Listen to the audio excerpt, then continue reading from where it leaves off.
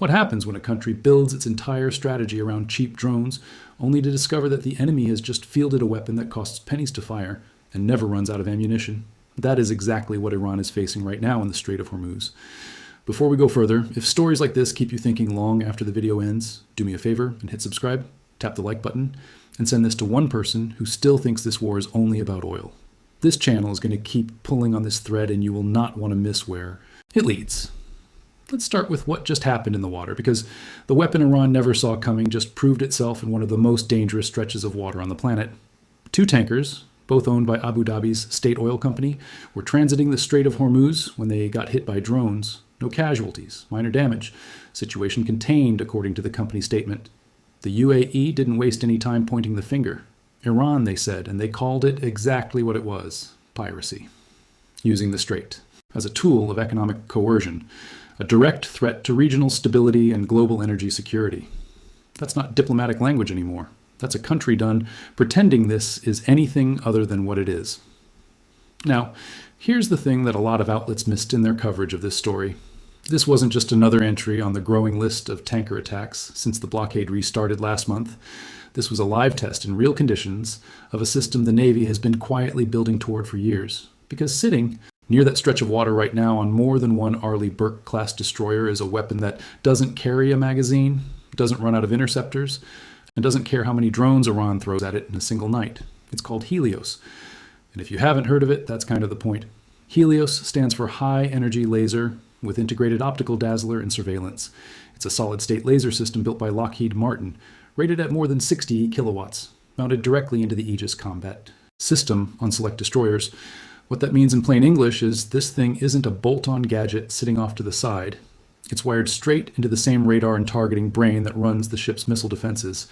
When the Aegis system picks up an incoming drone, HELIOS can be cued onto it automatically, track it, and either blind its sensors with a lower intensity beam or cook it out of the sky entirely with a sustained high-intensity burst.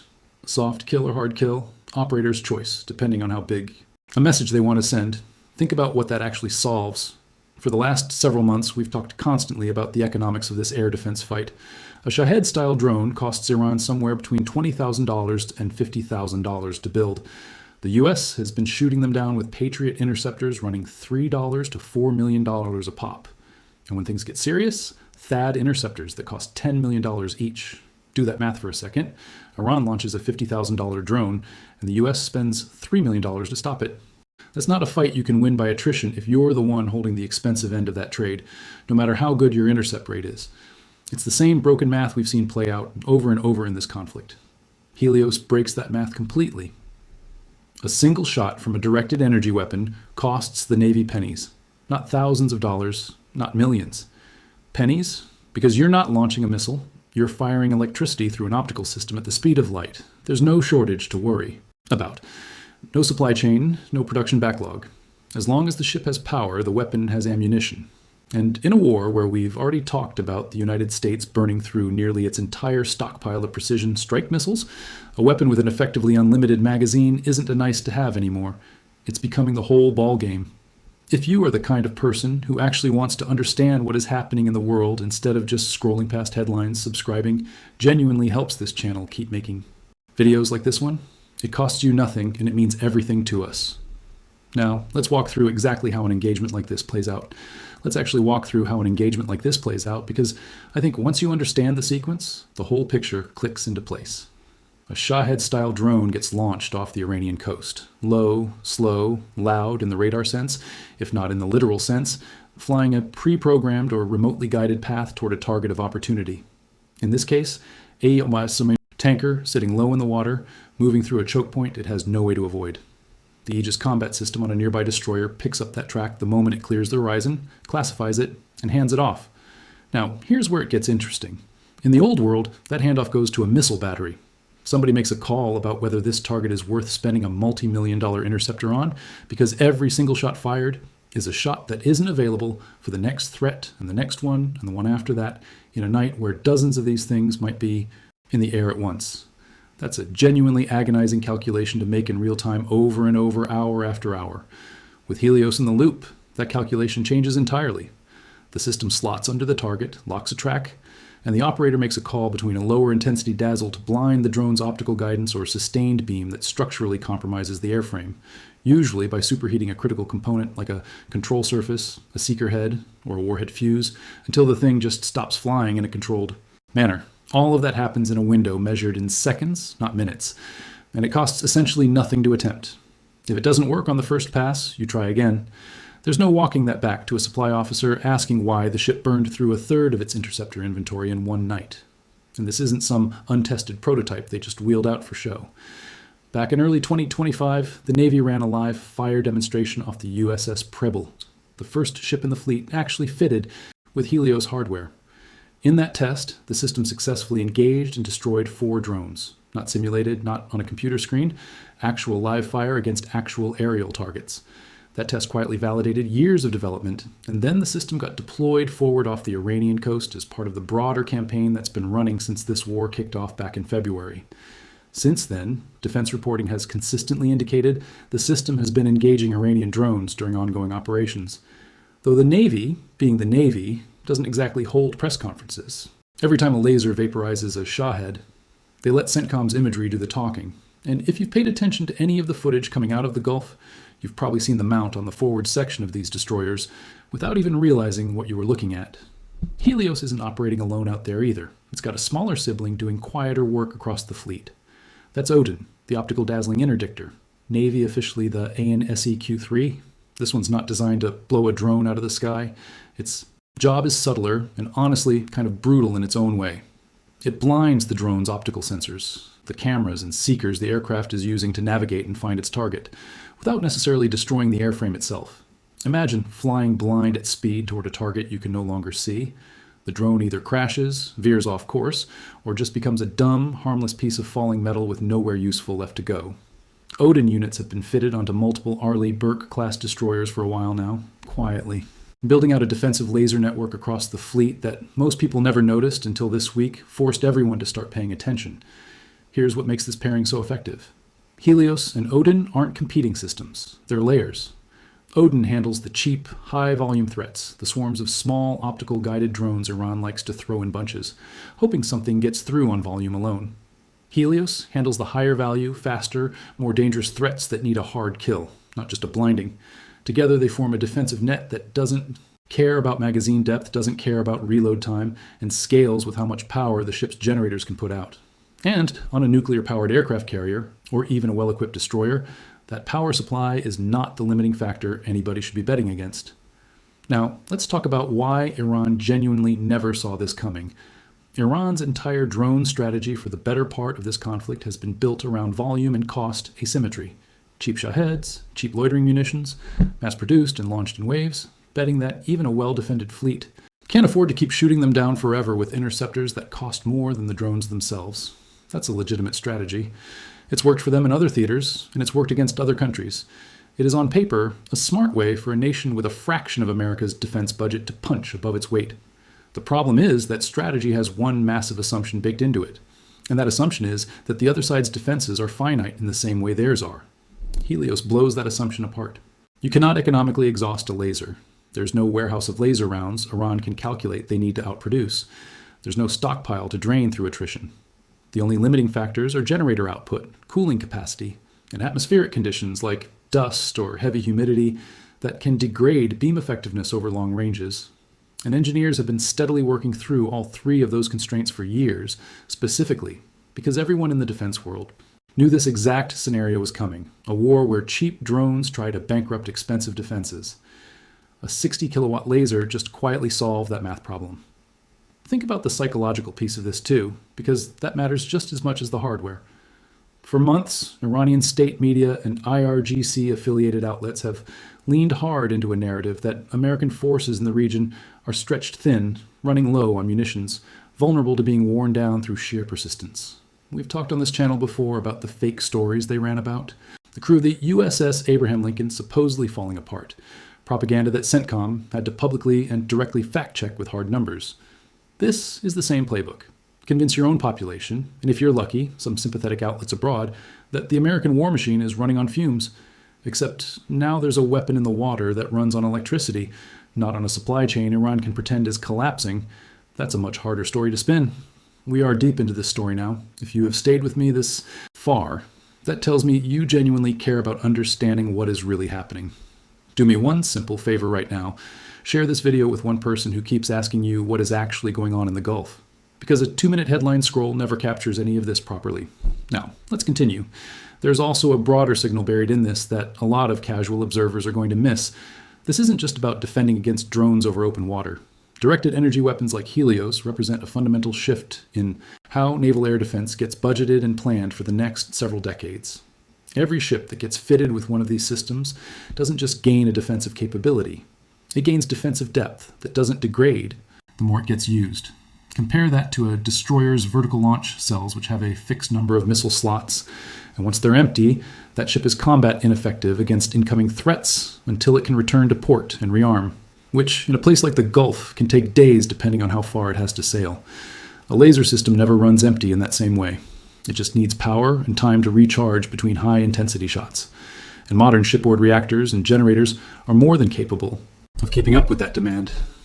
So when Iran fired those drones at the ADNOC tankers Thursday night, what actually happened, according to the picture that's emerging, is that nearby naval assets equipped with these systems didn't just watch it unfold from a distance, hoping their finite missile inventory would hold out. They had a tool in the fight that doesn't ask that question anymore.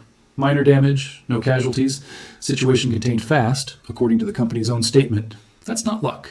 That's what a layered, effectively unlimited defensive net looks like in practice, even when it can't stop every single drone from reaching its target in the opening seconds of an engagement. Iran's response to all of this has mostly been silence mixed with the same recycled talking points about piracy accusations being Western propaganda. No official statement addressing what actually intercepted or degraded their attack. No acknowledgement of the laser systems operating in theater at all, which, honestly, if you think about it from their side, makes sense. What exactly are they supposed to say?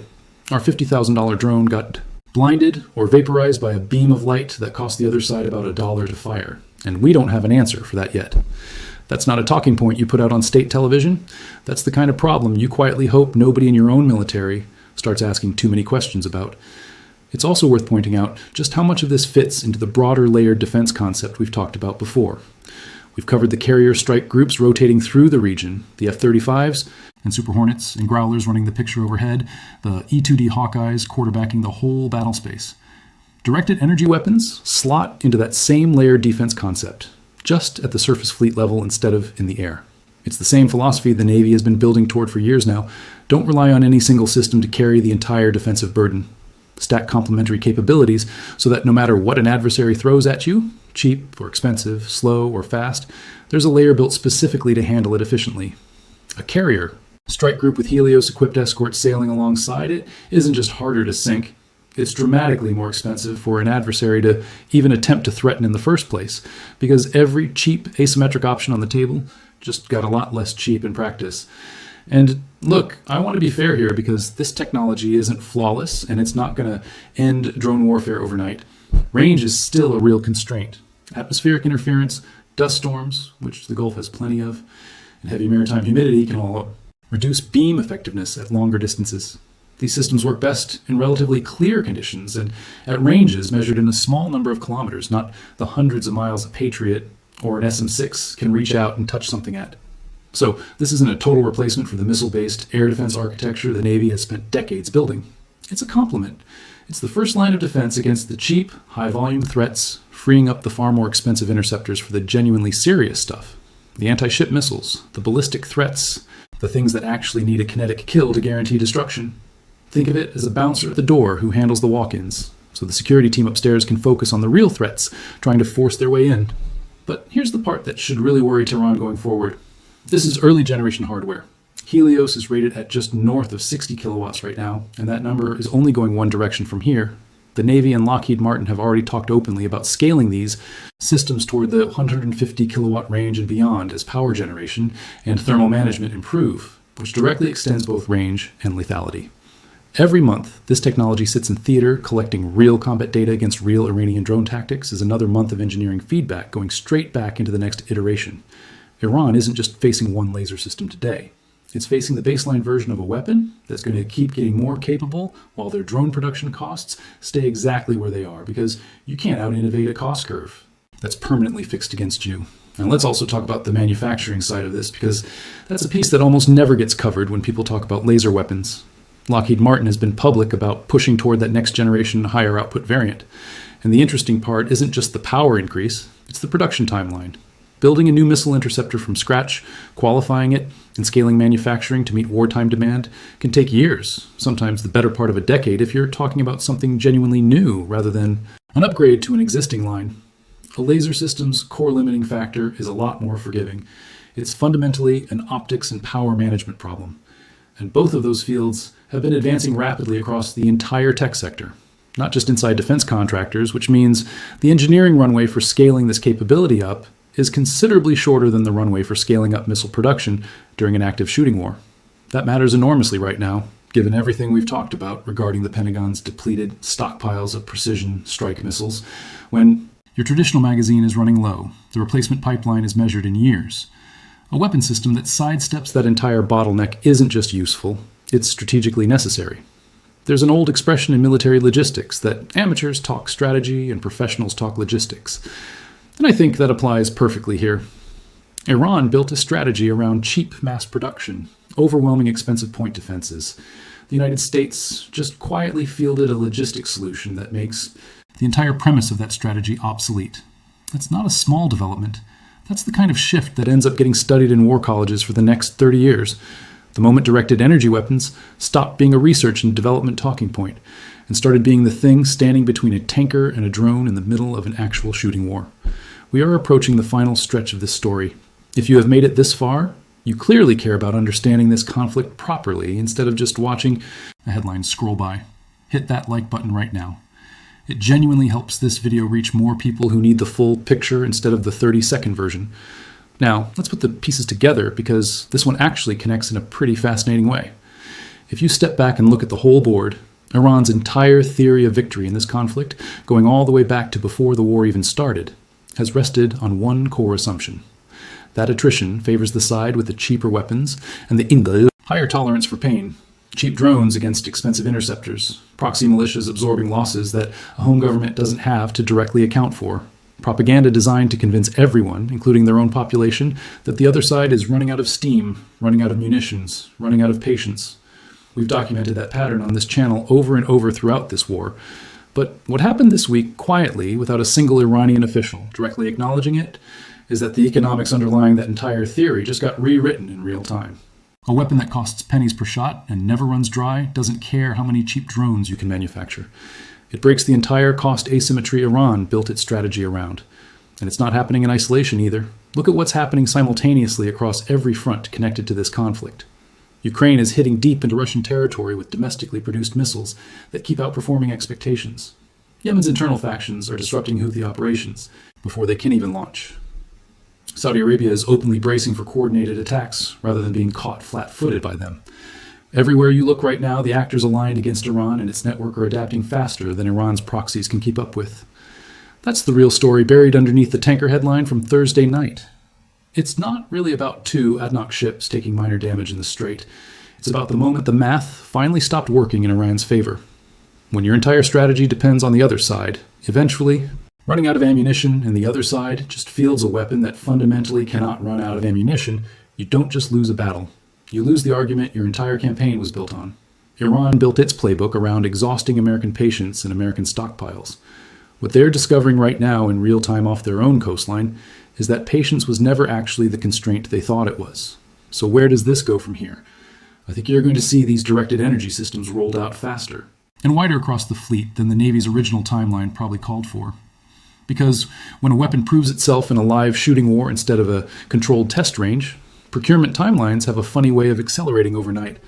I also think you're going to see Iran shift tactics, probably toward larger, faster, more sophisticated threats that are harder for a laser to track and engage within its effective range, because the cheap swarm strategy just took a serious hit to its underlying logic, whether they have the industrial base.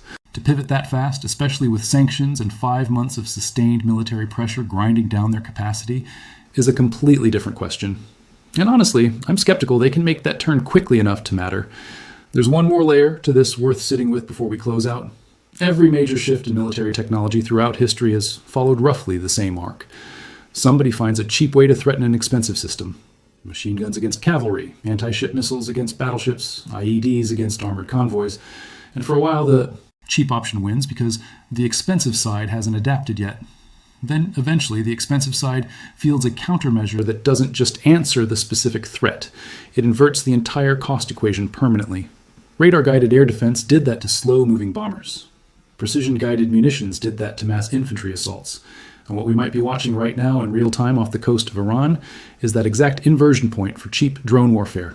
Not the end of drones as a weapon, they're not going anywhere, but the end of the specific strategy of using cheap drones purely to bankrupt an opponent's expensive point defenses. That strategy needed the other side's magazine to eventually run empty. It just met a system whose magazine, for all practical purposes, doesn't. What do you all think? Does this change the fundamental shape of the drone war in the Gulf? Or is this just one good week for a system that still has real limitations against the threats that matter most? Let me know down in the comments. I genuinely want to hear where you land on this one. If you made it this far in the video, do me a favor and hit subscribe if you haven't already. It makes a real difference for a channel like this one, and share this with anybody you know who's been trying to actually understand what's happening in the Gulf instead of just scrolling past another headline about it. Thanks so much for watching, everybody, and I'll see you in the next one.